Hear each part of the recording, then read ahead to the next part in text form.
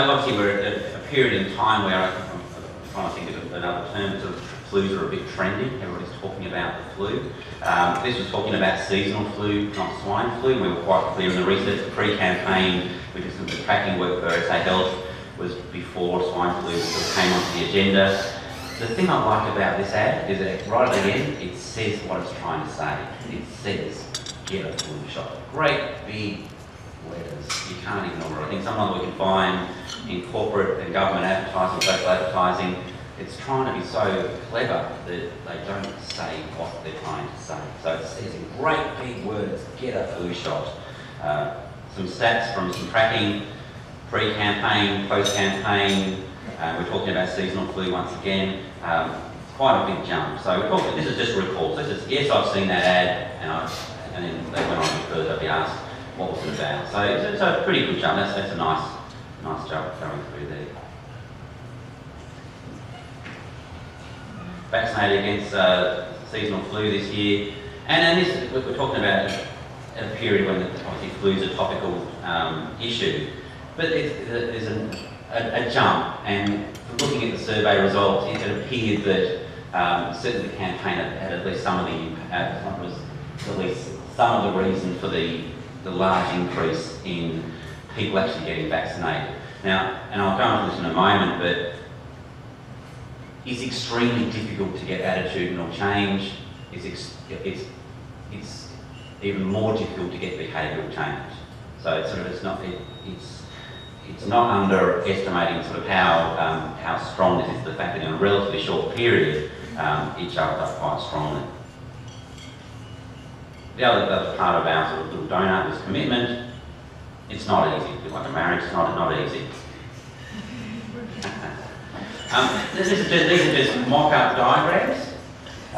We're talking about over time. Just really just very generalised diagrams. We're talking about ad recall. You see, you have quite a nice. If the ads, well, this is TV or it's a good marketing campaign. It'll start to increase rather quickly, and it'll go up, and then it'll plateau at a nice level. This is very simplistic, obviously. Attitudes take a while, and then down the bottom, access. This could be years. So this is not talking about a week or a month. This could be years. So we're talking about an extended period. Working. Oh, you're looking at the results. This is not moving. It's not doing anything. And then, oh, okay. So they're starting to get it now. I think early in that, probably they may be talking about it. Maybe it does stuff on. Their attitudes aren't changing. Then gradually it starts to go up. And then right down the track, if you're lucky, their behaviour starts to move. So we're not. One thing we find is we'll be doing tracking, and the client can go, oh, it's not moving, let's just dump it. So you get to the point here where it's going on going, oh, it's not working, we're wasting our money. How much money we spend on this bloody campaign, it's not working, and let's pull it. And so they'll pull it. So what happens is it doesn't go up here, and I think sometimes there's an assumption that it'll discover this nice level here and stay at that attitudinal, and it'll plateau. But what happens very quickly, they forget. Sometimes it can be like a cliff, it'll go off the cotton. So it's almost like trying to just chip away, keep reminding. You stop it, they forget. And we find this sometimes in seasonal campaigns where it's on at a certain time of the year, and then stop. And then essentially what you're doing when you start again is you're starting from scratch.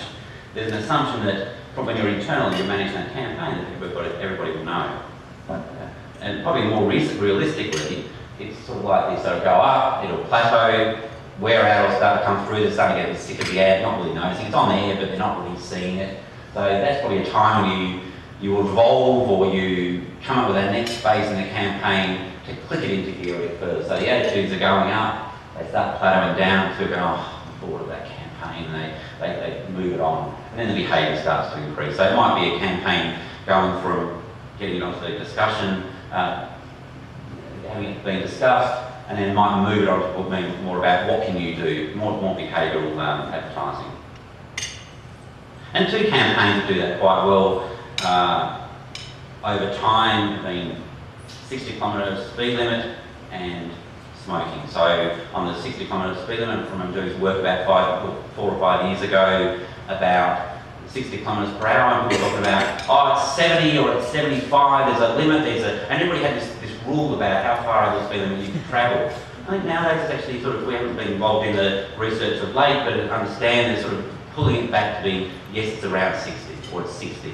So you sort of change that mindset. But that's change, that's that commitment over time. And smoking went from about 10 years ago, people saying, it's my right to smoke, I'll smoke if I want to smoke, through to a bit further down going, oh, heighten the kids. And now you get to people in focus groups saying, why don't they just make it illegal?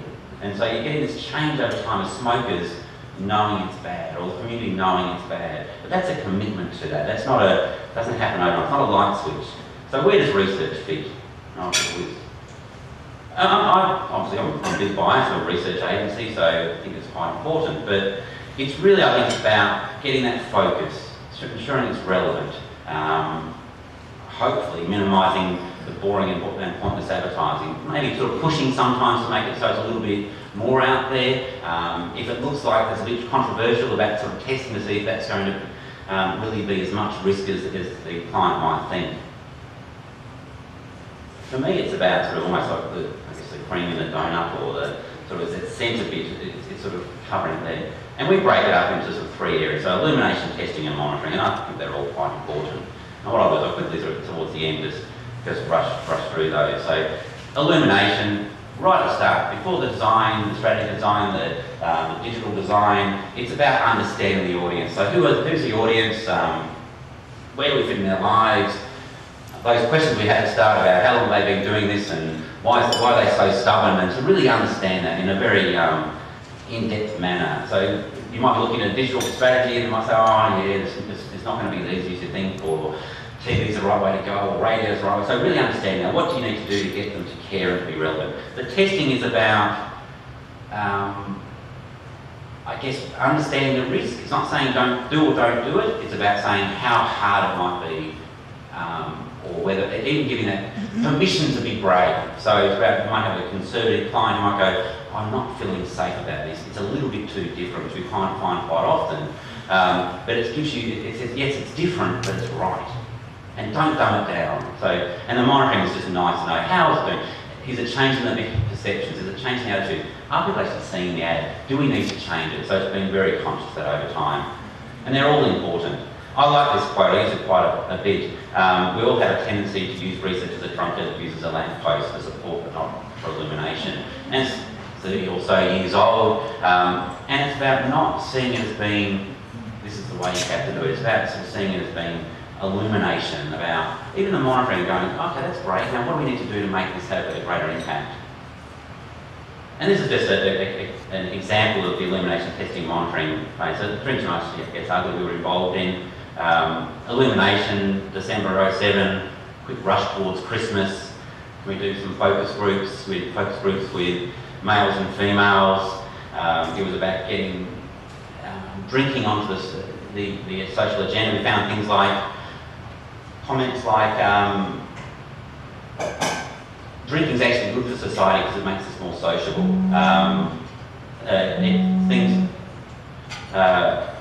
Males in their 30s, so it's not a young male thing, this is sort of talking about the males in particular, of a male sort of talking about rocking his child to sleep but while being quite ill.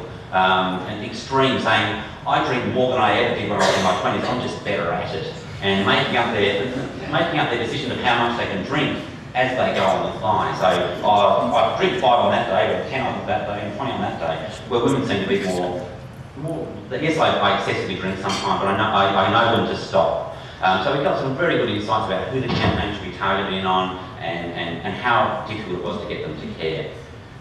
The testing was about testing some different concepts, of knowing which way is the right way to go, to give the client some backing in terms of the different campaigns that were put forward. And in a campaign, I might sort of warn you, so if you're a bit squeamish, please sort of close your eyes. It's not too bad, but it's perhaps...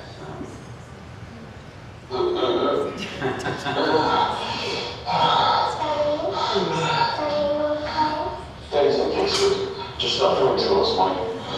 In university, So